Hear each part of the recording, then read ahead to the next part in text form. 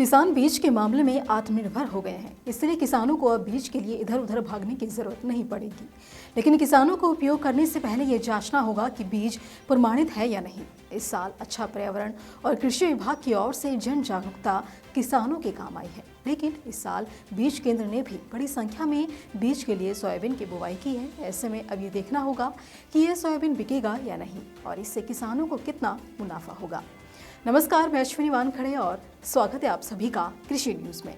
कृषि जागरण और Centurion university of technology and management के सहयोग से 10 से 11 मार्च तक उत्कल कृषि मेला 2022 का आयोजन किया गया, जिसका उद्देश्य था प्रतिभागियों को संभावित उपभोक्ताओं और किसानों को अपने उत्पादों, सेवाओं, योजनाओं और नवीनतम तकनीकों को प्रदर्शित करने का अवसर प्रदान करना। तो वहीं इस मेले में कई बड़ी बड़ी कंपनियों ने भी हिस्सा लिया, जहां इफ्को कंपनी के असिस्टेंट मैनेजर विक्रम केशरी पात्रा ने कृषि जागरण से क्या कुछ कहा, आइए जानते हैं। हमारा जो स्टॉल है लगा हुआ है, उसमें हम लोग नानो यूरिया के लेके आए थे, नानो डीएपी जो आगे आने वाला है उसके बारे में थोड़ा चर्चा हुआ।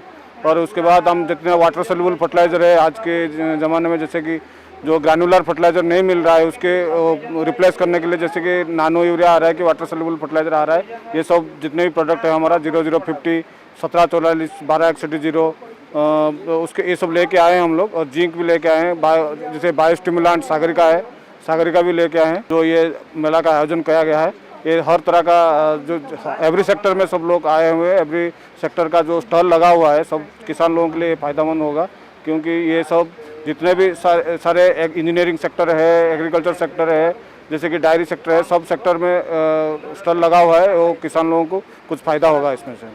कर्नाटक सरकार ने किसानों के लिए एक बड़ी तैयारी की है। किसानों को सोलर स्कीम के तहत लाभ पहुंचाने के लिए राज्य सरकार की कैबिनेट ने पीएम कुसुम योजना को मंजूरी दे दी है। इस योजना के अंतर्गत किसानों के लिए सोलर पावर वाले इरिगेशन पंप लगाए जाएंगे। इससे बिजली की बचत भी होगी और किसानों के ऊपर से भार भी कम होगा। भारत में किसानों के लिए समय समय पर कई योजनाएं लॉन्च की जाती हैं, जिसका उद्देश्य किसानों की आय बढ़ाकर आत्मनिर्भर बनाने का है। इसके अलावा उन्हें जागरूक करना भी है। केंद्र सरकार द्वारा आत्मनिर्भर मुहिम के तहत कृषि क्षेत्र में स्टार्टअप करने वाले किसानों को राष्ट्रीय स्टार्टअप अवार्ड दिए जा रहे हैं। इस अवार्ड के तहत स्टार्टअप को सरकार 5 लाख रुपए, इनक्यूबेटर और क्लस्टर को 15 लाख रुपए नगद इनाम देती है। हरियाणा में कैथल के बुढ़ाखेड़ा से पशुपालन को लेकर एक अनोखी खबर सामने आई है। यहाँ के गांव गढ़ी में रामकरण नाम के एक किसान ने अपनी भैंस की मृत्यु होने के बाद उसके सम्मान में मृत्यु भोज रखा। रामकरण ने सभी रिश्तेदारों और सगे संबंधियों को भैंस मूर्ति की मृत्यु भोज में न्योता दिया। बिल्कुल सम्मान के साथ भोज रखा गया, जिसमें मिठाई और तरह तरह के पकवान भी बनवाए गए।